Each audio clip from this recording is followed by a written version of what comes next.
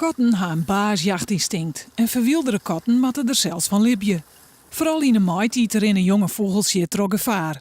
En daar wordt nou nog wat ondien. Ik denk dat er in Friesland op ierbasis gauw een 1500 verwilderde katten uitschetten worden. Dat zijn katten die ik in de maait als de vogels zitten te brieden het veld in, die de pieken pakken, die de aaien en nesten kapot maken, die dik verwoeksen vogels pakken. Kortom, daar heeft de natuur ozen van te lijden.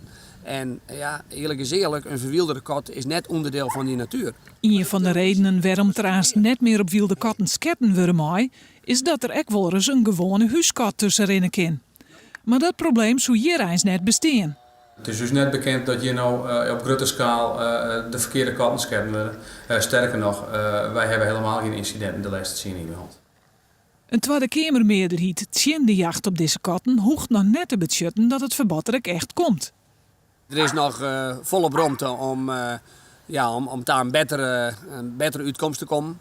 De Partij van Dieren heeft een motie inschinnen. En die motie, dat is gewoon de vraag wat doet het regeerde mij. Die kan die motie zelfs heel bij zich lezen en daar helemaal niks mee doen.